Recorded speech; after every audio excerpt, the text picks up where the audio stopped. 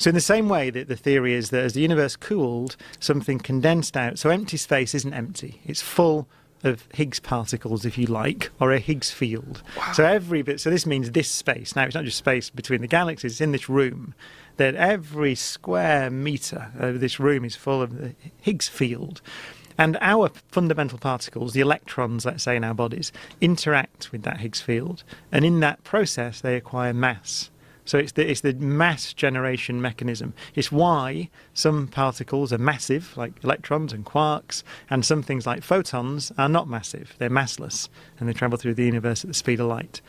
So that's the theory. Now, that was suggested and built mathematically, essentially. There was very little evidence for it at the time, back in the 60s. But over the years, the theory, called the Standard Model of Particle Physics, passed all experimental tests. So we got to the point where we thought, right, okay, we will build a machine that will either disprove or prove that theory, and the LHC is such a machine. If that theory is correct, which it now seems to be, the prediction is you must find the Higgs particle at the LHC, or some kind of Higgs particle. And indeed, we found it, as far as we can tell. So that means that we found a new particle. It has the right mass, as predicted in the window that was predicted by the theory. It behaves in every way like the theory predicts. So now what we have to do is be experimental physicists. So the LHC turns back on again in about a month, actually. So it's been upgraded, it's been fixed, and it's done its maintenance. So we're going to make more Higgs particles now, and that means we can make more precision measurements and find out whether it is the particle predicted by Peter Higgs, or maybe it's one of a number of Higgs particles, just possibly. It's likely not now, but it might be. So there might be 5 of them, for example, which would suggest that theories called supersymmetric theories are right. So we need to know exactly precisely how the thing behaves, which is why we have more work to do. But it looks like it's very sure that it is a Higgs particle. You can mess around and build esoteric theories that get you around it, but there is a new particle there. There's no doubt about that, and it looks like one of these things. But that's a remarkable thing to think about it, because it's Wigner, a great physicist, wrote an essay back in the 60s, I think, called The Unreasonable Effectiveness of Mathematics in the Physical Sciences. And by the unreasonable effectiveness is demonstrated by this discovery, because it really is a mathematical prediction. It's like we think there's a new fundamental particle that does the job of giving mass to the other particles. And this is how it does it, and this is how it behaves, and this is what it will look like, and this is what it will do.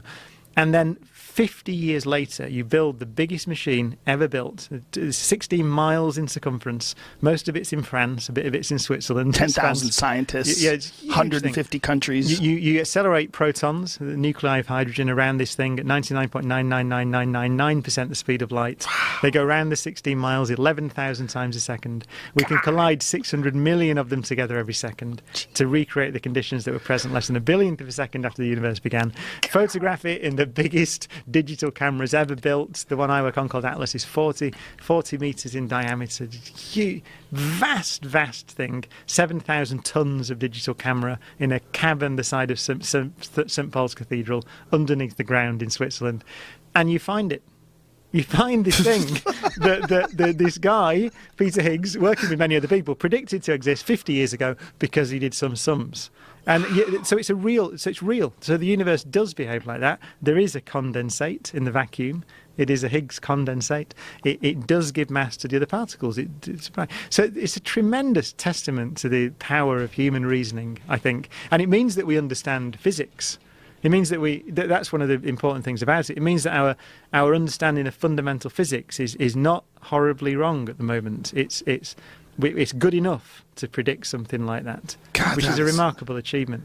That is mind-blowing. That is truly mind-blowing. And do you know when Peter Higgs, actually, the day that the discovery was announced at CERN, packed auditorium, and Peter was there, and a journalist went up to him afterwards, and just what I've said, this is what happened, this machine did it, he found this thing, and he said, "How do you feel, Professor Higgs?" And he said, "It's very nice to be right sometimes."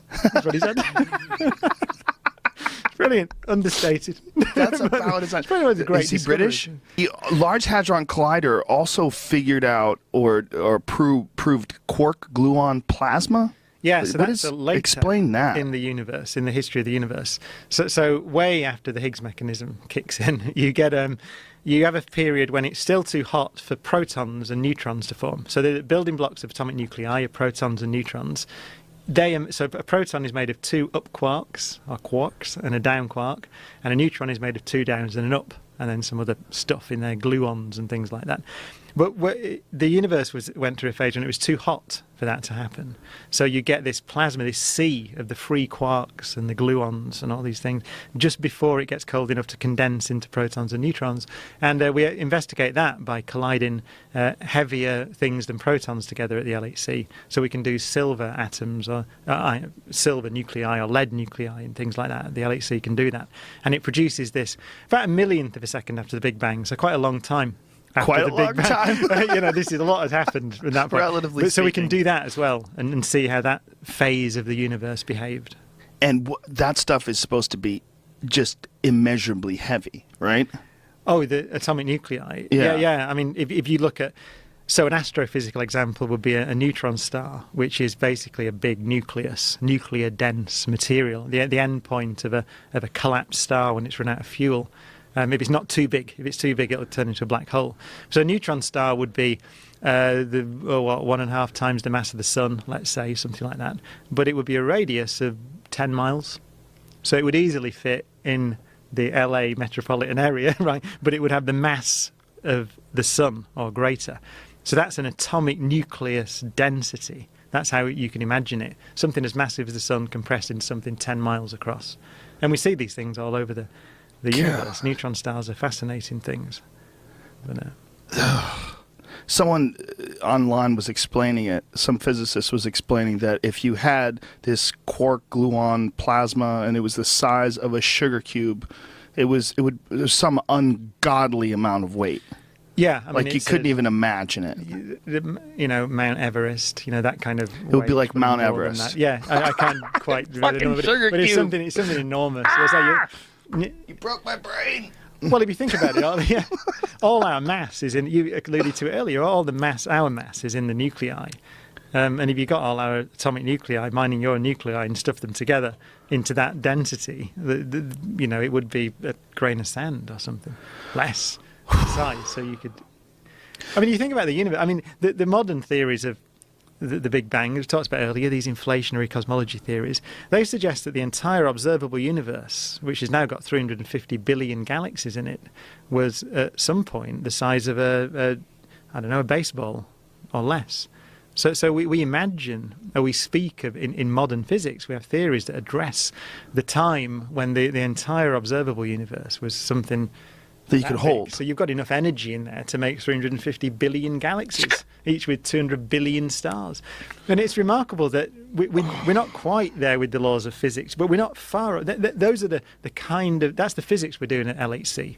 Basically, we're trying to explore the laws of nature and find the laws of nature will describe the universe when it was that hot and that dense. And we are quite close. I say we're good from about a billionth of a second after the Big Bang.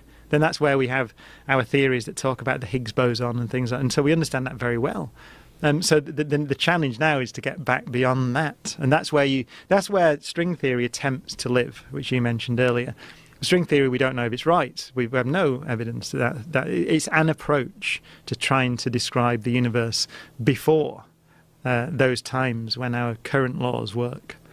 The idea of a birth and a death of a universe troubles some people. The idea that we have sort of artificially subscribed, the idea that this had to start somewhere, and that it may very well be an infinite expansion and contraction, like waves going in and waves going out. The idea being that the entire universe may one day get to a point where it pulls down into itself and becomes one event horizon, one infinite piece of mass, and then starts all over again. Is that possible?